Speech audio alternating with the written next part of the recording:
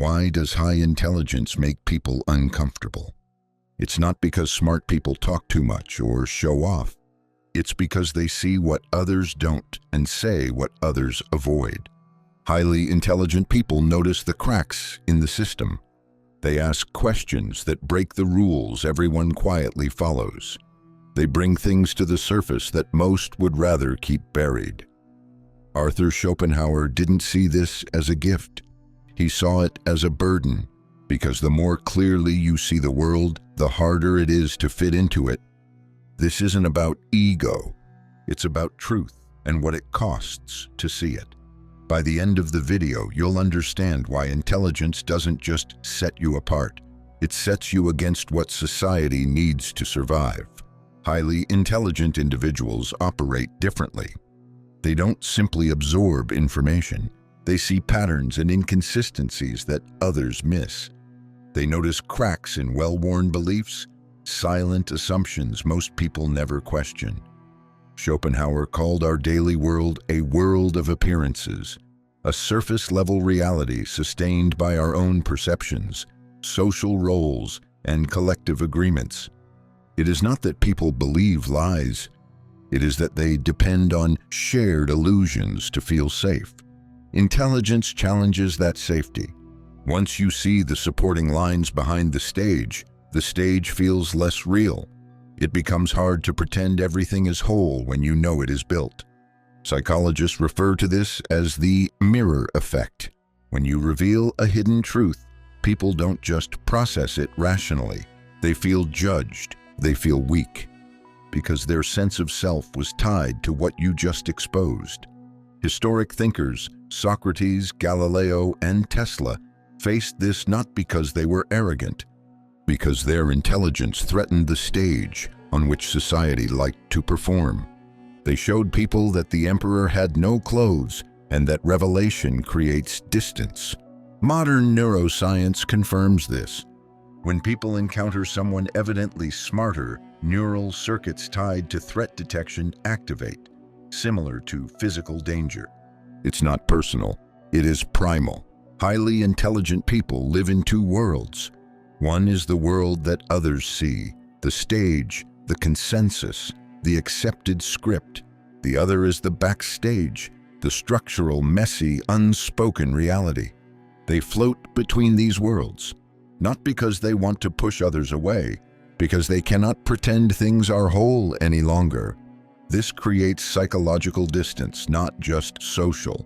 The intelligent person feels that gap every moment between what is and what others are willing to accept. And society senses it too. That presence creates discomfort, not out of malice, but as a protective reflex. To preserve the shared reality, society must push the threat outside. That is why intelligence often looks like isolation. Schopenhauer didn't celebrate consciousness. He treated it as a wound. Not because thinking is painful on its own, but because once you begin to see clearly, you can't unsee what no longer fits. The illusion fades, and with it, the comfort that illusion once gave you. This is where intelligence becomes a burden. The world still functions as if nothing is wrong. People laugh, make plans, chase symbols, but the intelligent person begins to feel disconnected from all of it. Not above it, just apart from it. Schopenhauer believed this separation is not a sign of superiority. It is a sign that your awareness has pushed you beyond the surface. The more clearly you understand the forces that drive people, desire, fear, imitation, the harder it is to believe in the stories they tell to explain those forces. Stories about love, progress, purpose, freedom.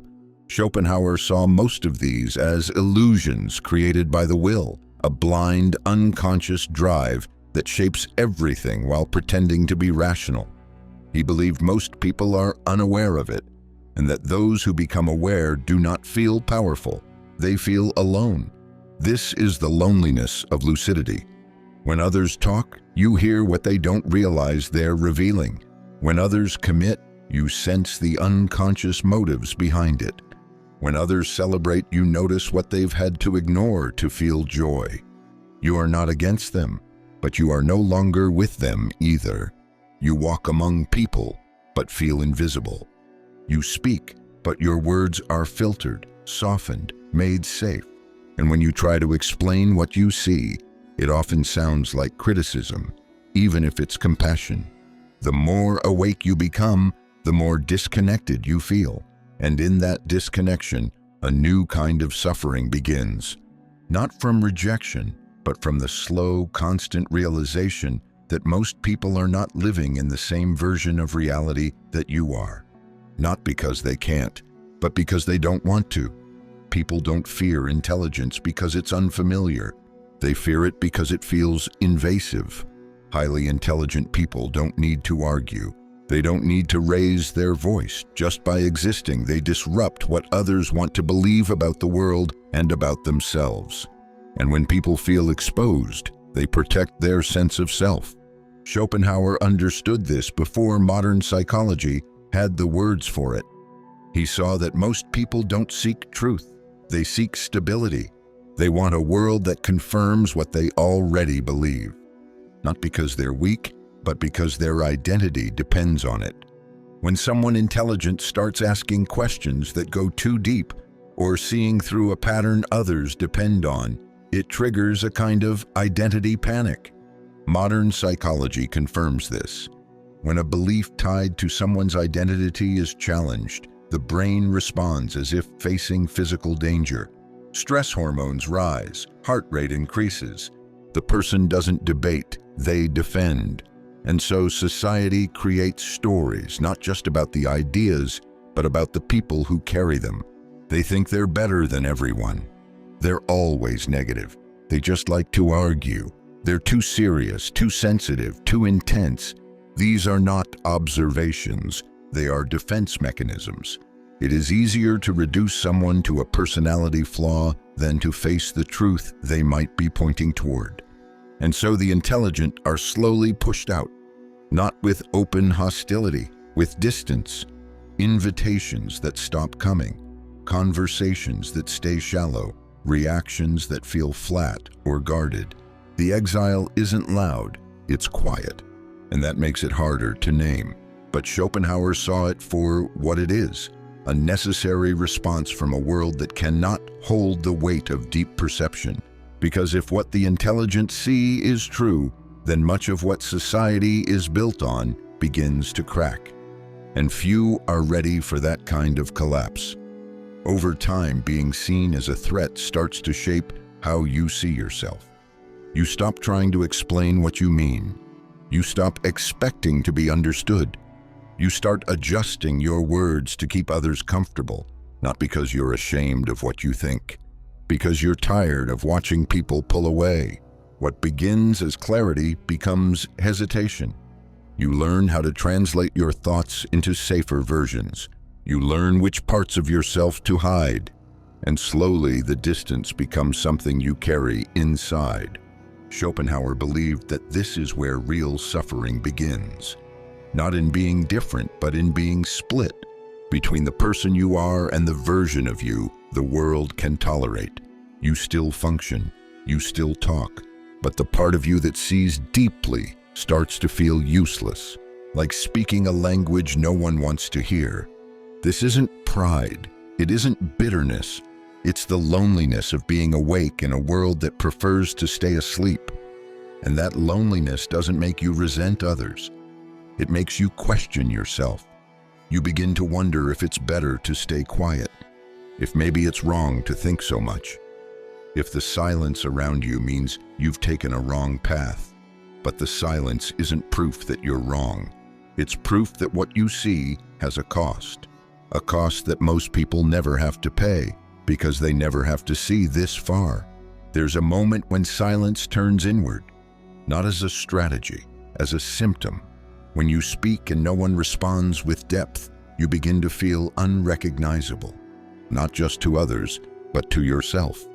We come to understand ourselves through reflection, but if the people around you cannot reflect what you see or how you think, your identity starts to float. Not inflated, not proud, untethered. This is the deeper effect intelligence has, not just on others, but on the self. Schopenhauer didn't just write about perception, he wrote about suffering.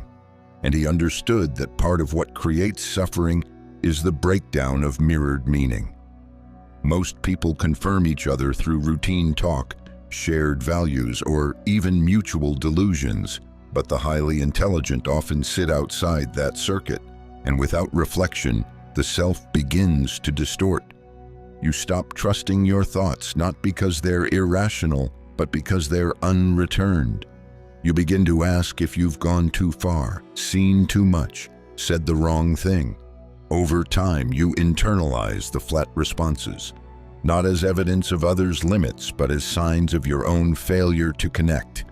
And this is the real fracture, not being misunderstood, but becoming unable to recognize yourself through the people around you.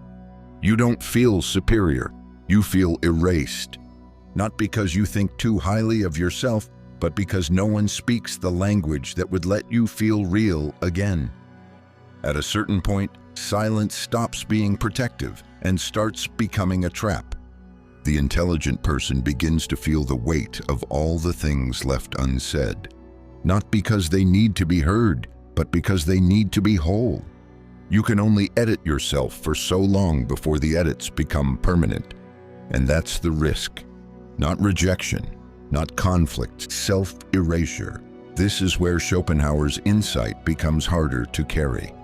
Because he didn't just believe that society misunderstands intelligence. He believed that society needs to misunderstand it in order to protect itself. Which means when you speak clearly, you are not just sharing an idea, you are threatening a structure. This is why most intelligent people become careful, not out of fear, but out of respect for what truth can undo. But eventually, restraint becomes its own form of dishonesty. You begin to wonder if there's any point in seeing clearly, if that clarity can never be shared. And yet the moment you decide to speak without softening it, the pattern returns. You are too direct, too cold, too different, so you face a quiet decision. Dilute your perception to stay connected, or speak as you are and risk standing alone. There is no right answer, only the recognition that intelligence at its edge is not about being right. It's about carrying what you see without being broken by the silence that follows. When you stop trying to explain yourself, things get quiet. Not peaceful, just quiet. There is no one to adjust for, no one to impress, no one to convince. And in that space, something becomes clear. You start to notice how much of your energy was spent managing other people's reactions, how often you held back or softened your thoughts, how much you relied on others to confirm what you already knew. Now, without that feedback, you are left with your own mind, and the silence forces you to look at it without distraction. Schopenhauer believed that this was the real purpose of solitude. Not escape, not superiority, but a break from the noise that keeps most people from thinking clearly. Most people stay inside the crowd because the crowd tells them who they are. When you step away from it, that guidance disappears, and for a while, that feels like being lost. But slowly, you start to see what you think when no one is looking. You stop rehearsing how something will be received. You stop defending your thoughts before anyone challenges them. You just think, and that is where intelligence becomes something different. Not something you use to win, not something you use to protect yourself. Just something that exists without needing an audience. Solitude does not feel good at first, but it shows you what is real and what was just habit. Once you stop needing others to agree with you, intelligence stops feeling like a defense. It becomes a tool, not for control, not for validation, for direction. You stop asking how to be understood and start asking what to stand for. This is where most intelligent people stall. They spend years describing what's wrong, what's false, what's broken. But analysis alone changes nothing. Schopenhauer never told people to fix the world. but he made it clear that seeing deeply comes with weight. If you understand something others don't, the question becomes simple. What are you doing with it? It's not enough to notice the lie. You have to choose whether or not to keep living by it, even if others still do. This isn't about proving a point. It's about making a choice. What do you support with your time? What do you protect with your silence? What do you reinforce by calling it harmless? The more you see, the harder it is to pretend you're not involved. That's what separates real intelligence from passive observation.